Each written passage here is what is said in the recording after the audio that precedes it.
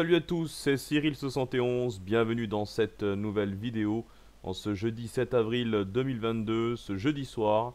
Je vous présente un nouveau point météo, ça sera le dernier en ce qui concerne les prévisions de la tempête Diego. Voilà, toute dernière prévision de ce jeudi soir puisque on va arriver maintenant à quelques heures de son arrivée sur les côtes atlantiques. Ça sera le cas pour la matinée de vendredi. On voit pour ce jeudi déjà donc un vaste système dépressionnaire sur le nord de l'Europe et qui nous a concernés, qui a donné un coup de vent parfois musclé localement sur la moitié nord pour ce jeudi. Voilà, notamment sous les averses aussi, parfois des rafales qui ont dépassé les 100 km/h. Bon, globalement, après, c'est resté un coup de vent assez classique.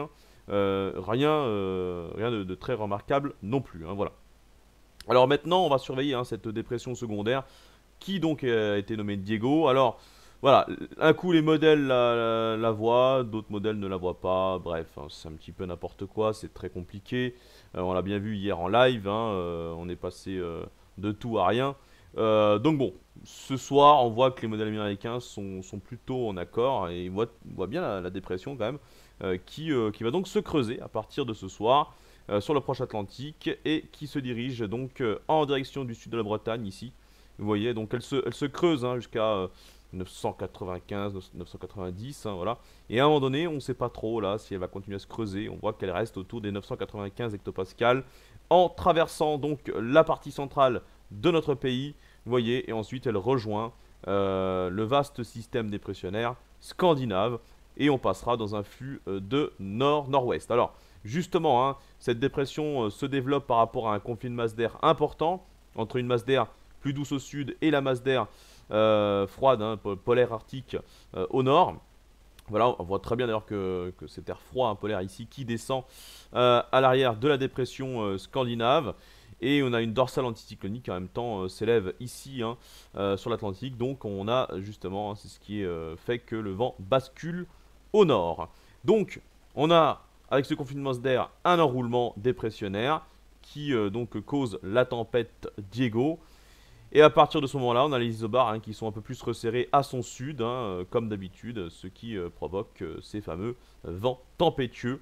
Alors, je vous mets pas la carte dans ce point météo, parce que sinon la vidéo serait trop longue à mettre en ligne ensuite. Le chargement de vidéo est très compliqué.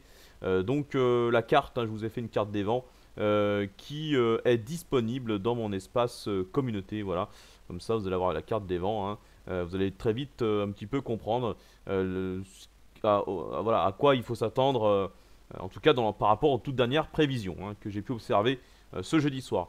Donc voilà, c'est une petite dépression secondaire. Localement, il faudra surveiller des risques de rafales quand même assez impressionnantes, notamment sur les cimes du Massif central. En ce qui concerne les précipitations, beaucoup de pluie encore, on en a eu déjà aujourd'hui.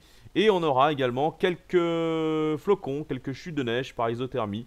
Notamment du côté du nord de la Seine, donc du côté du sud des Hauts-de-France, en allant peut-être vers l'île de France, on peut observer quelques flocons sous les plus fortes précipitations, mais ça sera surtout en direction du nord-est, notamment des Ardennes, des Vosges, où là on attend demain soir notamment des chutes de neige qui pourraient s'abaisser jusqu'en plaine. En tout cas sur les plateaux, la neige on ne sait pas trop si elle va tenir, mais en tout cas bon, on va avoir du mal à tenir je pense quand même parce que ce sera pas mal humide et assez doux. Mais ça pourrait tomber à gros flocons quand même par rapport à une neige humide sous des températures autour des 2-3 degrés. Voilà, c'est un peu pour ça que ça aura du mal à tenir. Dans tous les cas, on pourra observer effectivement quelques chutes de neige au nord de la dépression puisqu'on a ce conflit de masse d'air important. Bon, ben voilà ce que je pouvais vous dire par rapport à ce dernier point météo de la tempête Diego. Voilà, donc est-ce qu'on peut dire que c'est une tempête? Oui, pour certains en tout cas, ce sera une tempête, notamment pour les côtes atlantiques et le massif central. Rendez-vous donc dans mon espace communauté pour avoir plus de précision sur les valeurs de vent, mais globalement, on sera entre 80 et 100 km/h sur une grande partie centrale du pays. Mon secteur en fait partie. Voilà, voilà ce que je pouvais vous dire. Donc on se retrouve à ma prochaine vidéo, j'espère demain que j'aurai quelque chose d'intéressant. Sinon on se retrouvera donc au prochain événement météo. Voilà, bonne fin de semaine, ciao.